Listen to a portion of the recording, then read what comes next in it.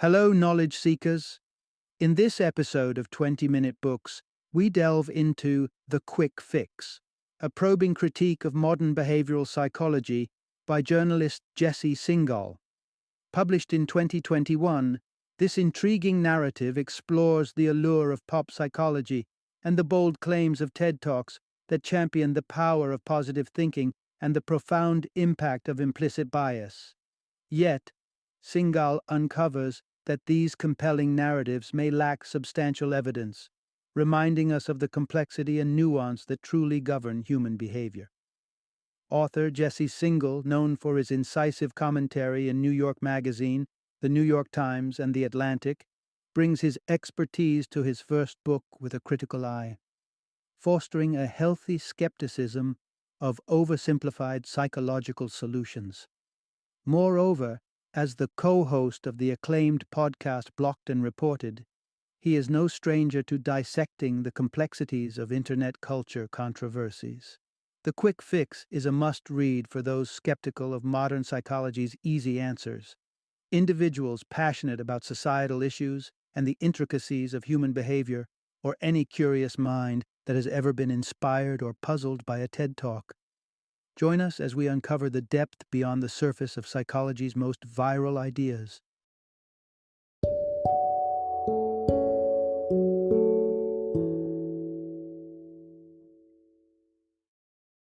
The Quick Fix: Why Fad Psychology Can't Cure Our Social Ills. Introduction: Delving into popular psychology, revealing the impacts and misconceptions.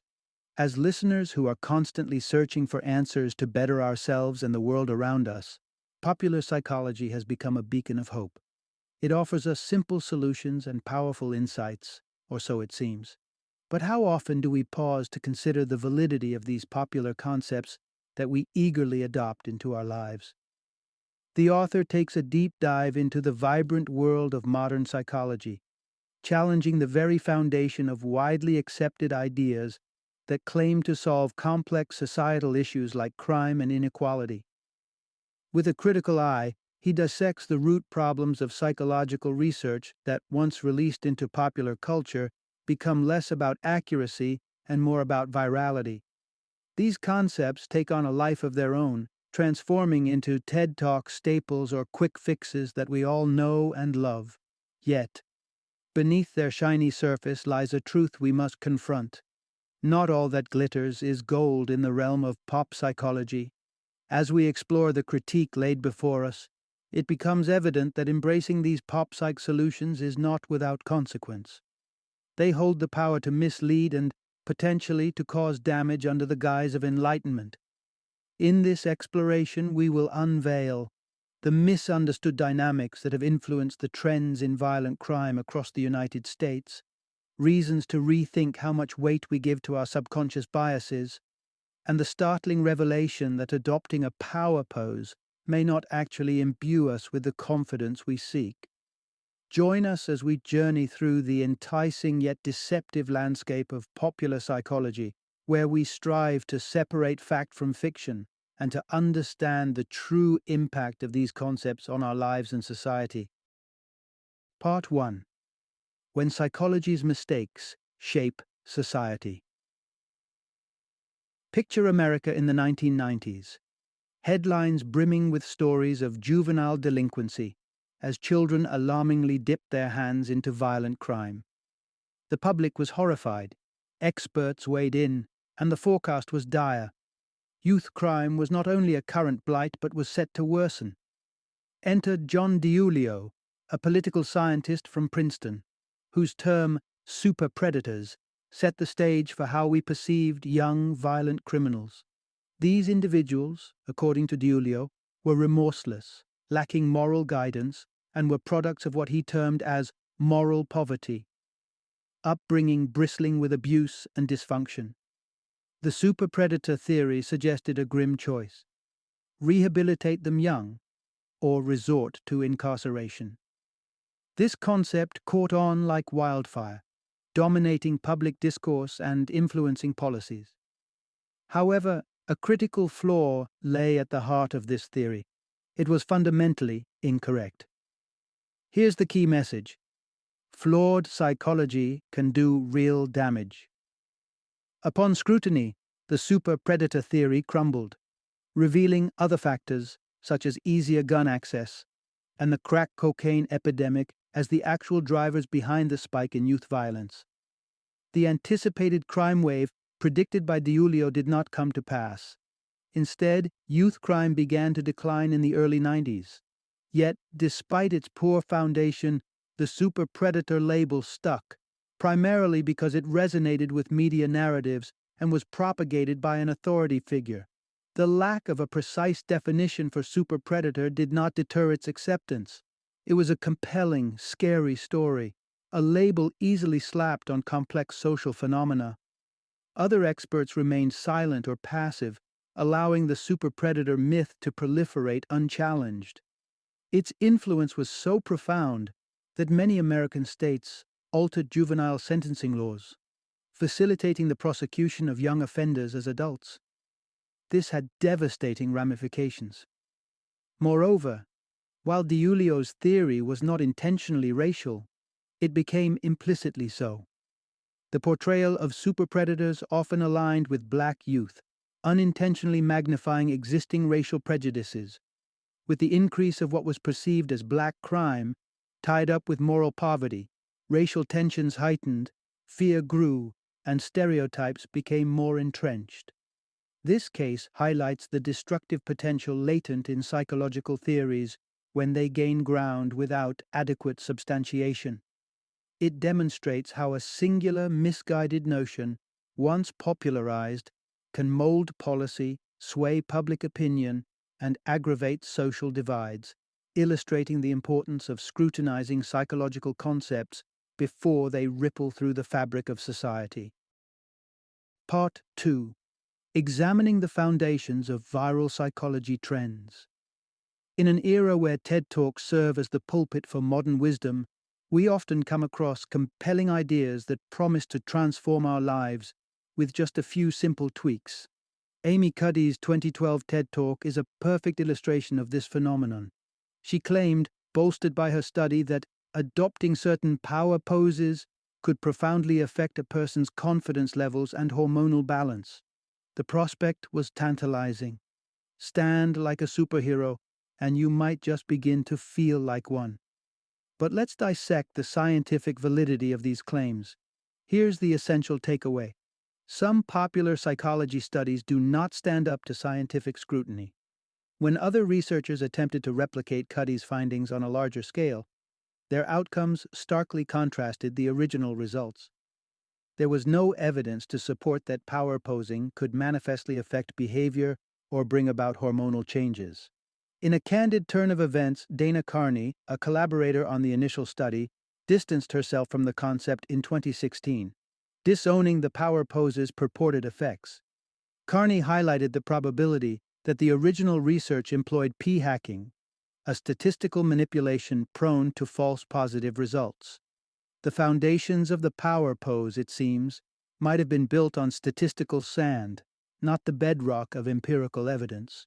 The unraveling of this study is a tale with several layers.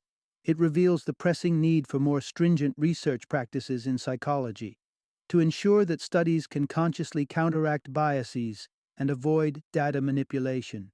It emphasizes why reform in the field is overdue when it comes to the dissemination and replication of findings. Yet the question lingers. Why did the idea of the power pose strike such a resonant chord? Perhaps because it was presented by an established expert, fitting snugly within the narrative of individual empowerment that saturates self-help culture. There's a deeper layer, too, involving the issue's implications for gender equality.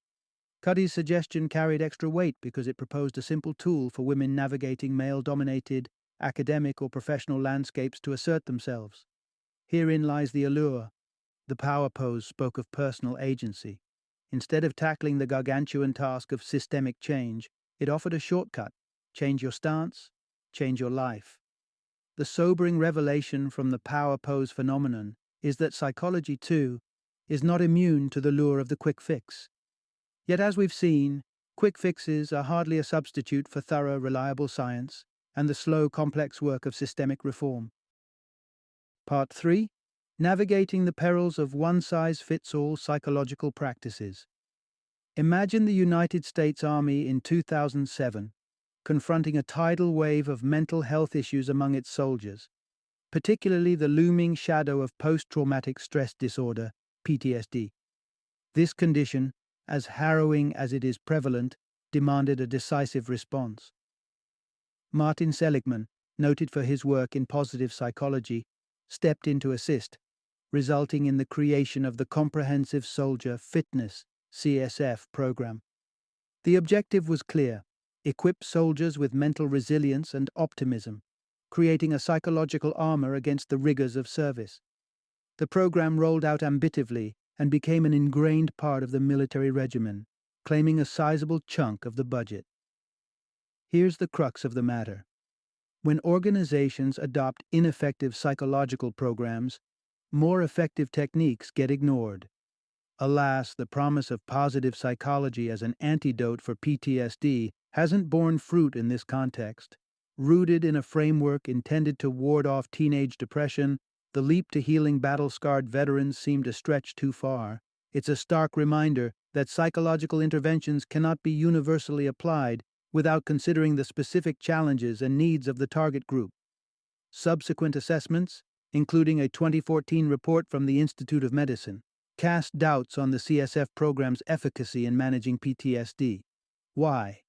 Because alternative methods such as prolonged exposure therapy, which addresses the condition head-on, have consistently shown more promise than the resilience training advocated by the CSF. The adherence to this program by the Army, despite the lackluster evidence of its success, is emblematic of a larger issue: the attraction to solutions like Seligman's positive psychology, which neatly dovetail with the Army's ethos of self-improvement and determination, overshadow the need for evidence-based interventions. But positive psychology itself isn't condemned here. It's the misapplication of it without heed to its limitations that's concerning, particularly for an organization responsible for the well-being of so many. By funneling resources into an unproven program, other, potentially more successful treatments are being sidelined, treatments that could provide real help to those grappling with the horrors of trauma.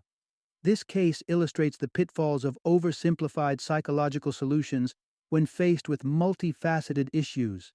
Organizations, especially those like the Army, naturally gravitate towards optimistic and straightforward fixes.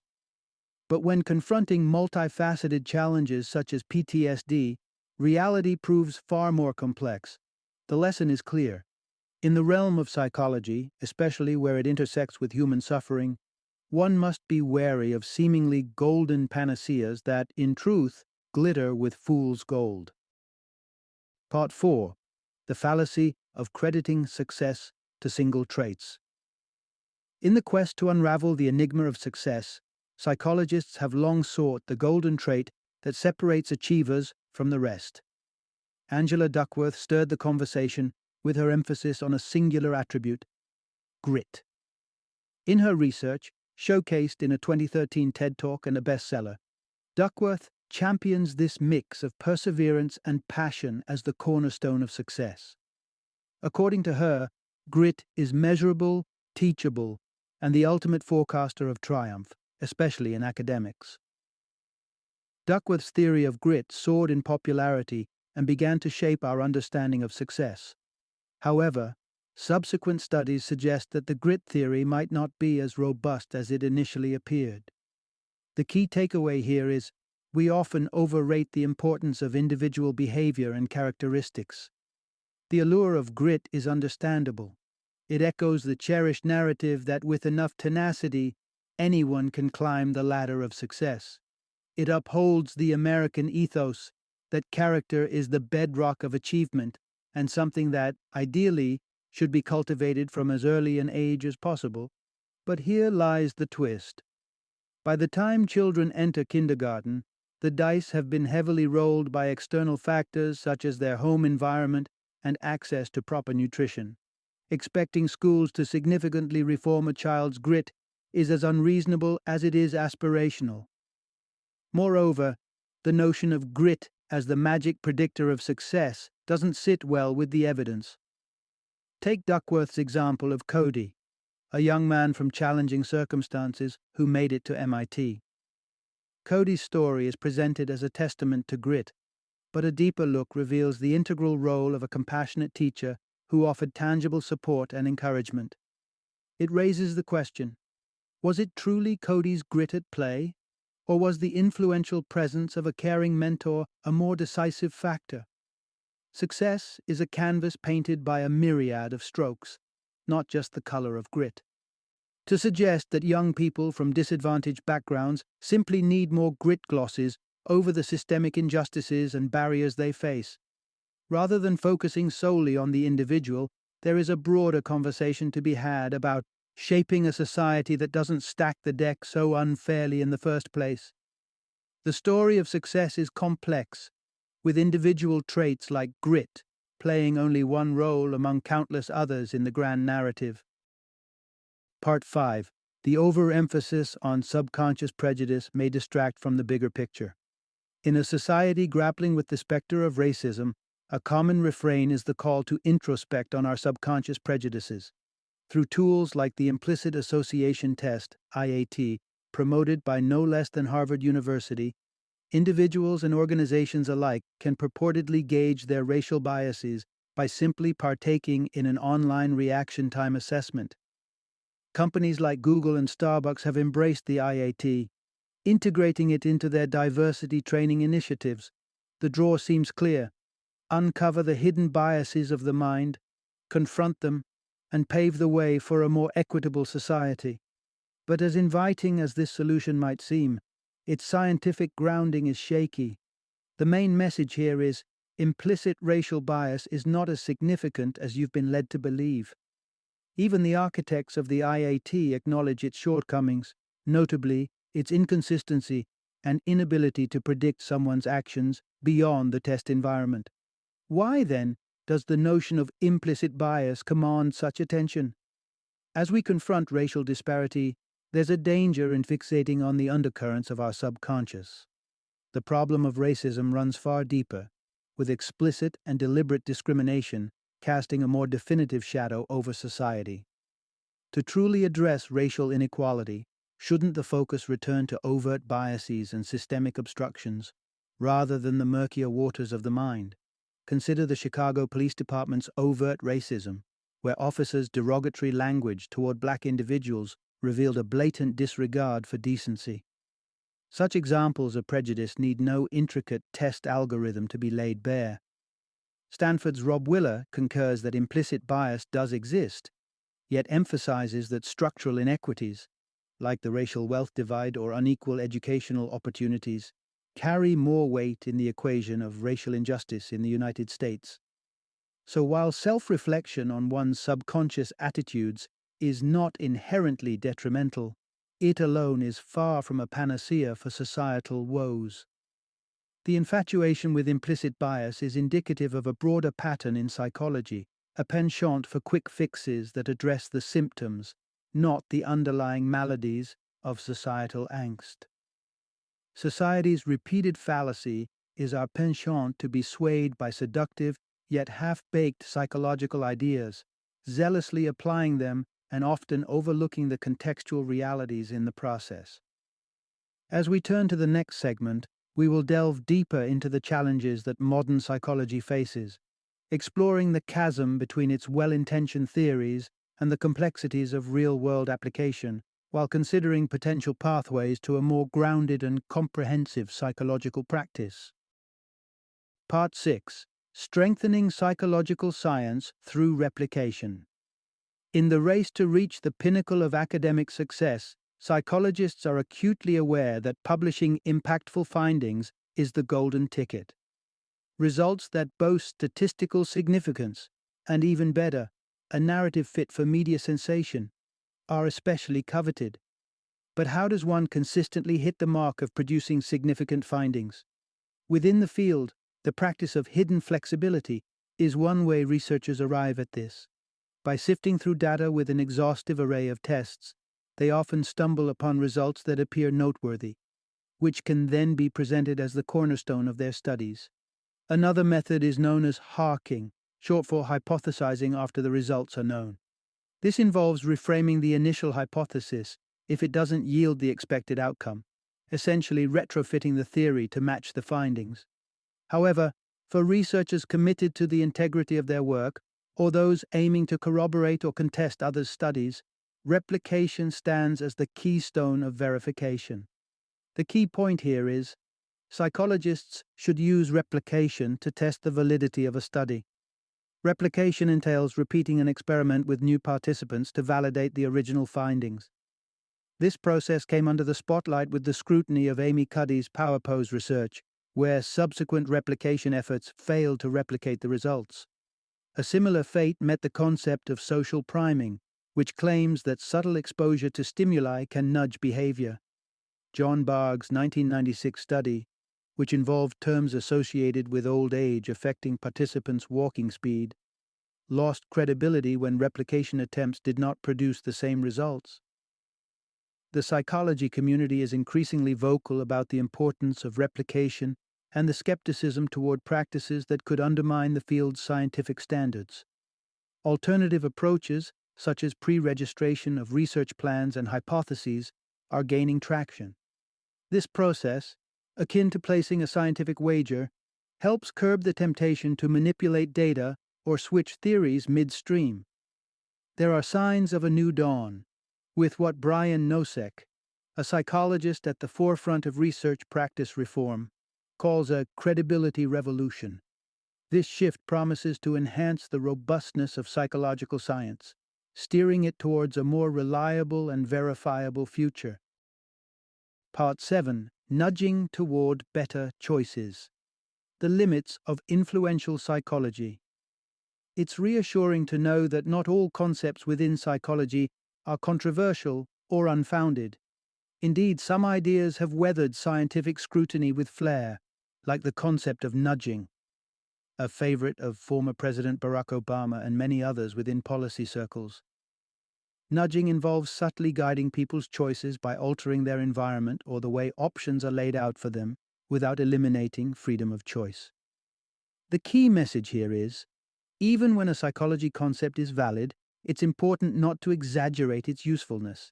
This notion of choice architecture, as it's sometimes called, has earned its stars in behavioral science, successfully prompting people to make better choices in a variety of settings.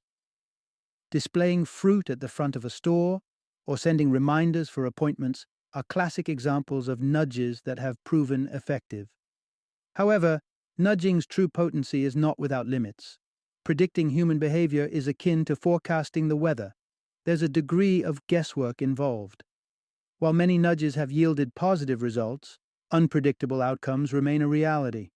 For instance, efforts to boost organ donor rates through automatic enrollment backfired, revealing a miscalculation of people's personal convictions about organ donation. Furthermore, an over-reliance on nudges can distract from larger-scale issues that require policy interventions. For example, if a government employs nudges to reduce soda consumption, they might neglect to address why unhealthy drinks dominate the market or why there aren't more accessible, healthy alternatives. Therein lies the conundrum. Nudging can be an excellent tool, but shouldn't overshadow the necessity for more systemic changes. In essence, while nudging offers a robust tool in the psychological toolkit, it is not a cure-all.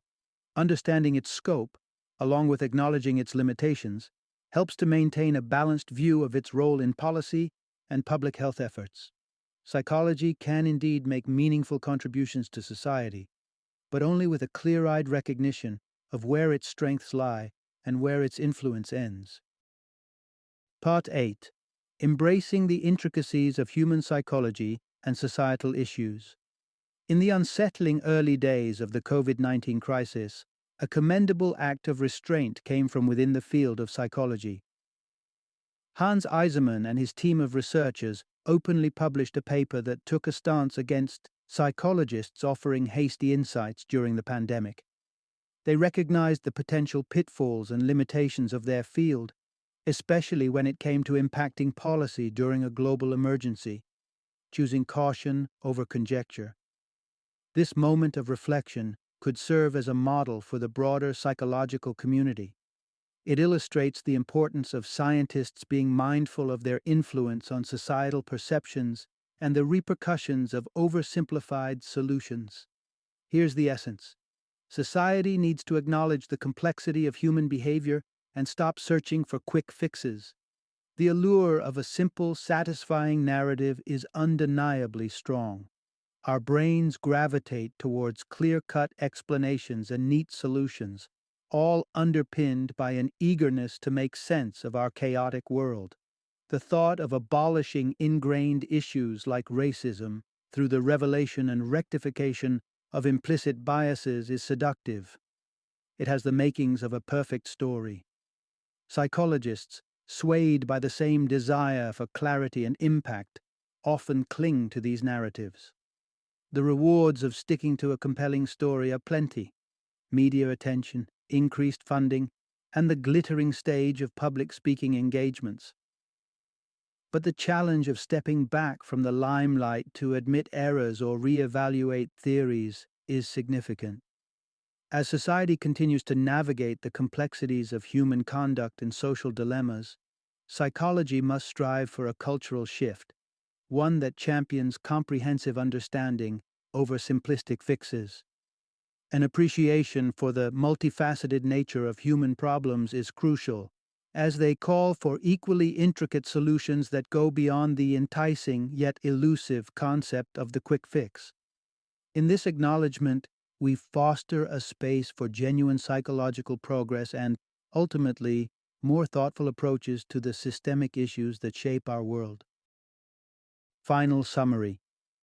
In our journey through the realm of modern psychology, we encounter a recurring theme: the outsized influence of certain studies and theories that, despite their flaws, shape public opinion, inform policy, and embed themselves in the social fabric. The discernment of these ideas is paramount, as they have the power to mislead as much as they potentially enlighten. The takeaway is a call for vigilance and a critical eye towards oversimplified narratives and purported solutions within psychology. Rather than chasing after enticing yet unsubstantiated concepts, the focus must shift to addressing the systemic roots and complexities of societal issues. It's within the intricate interplay of structures and systems that meaningful progress lies, not solely on the shoulders of the individual. Recognizing the limits of individual behavior as a panacea is essential. The solutions to society's deep-seated problems are unlikely to be found in a one-size-fits-all psychological concept, no matter how palatable or widely accepted. It's in the thoughtful recalibration of our systems and policies, and a willingness to embrace the intricacies of the human experience, that lasting change will emerge.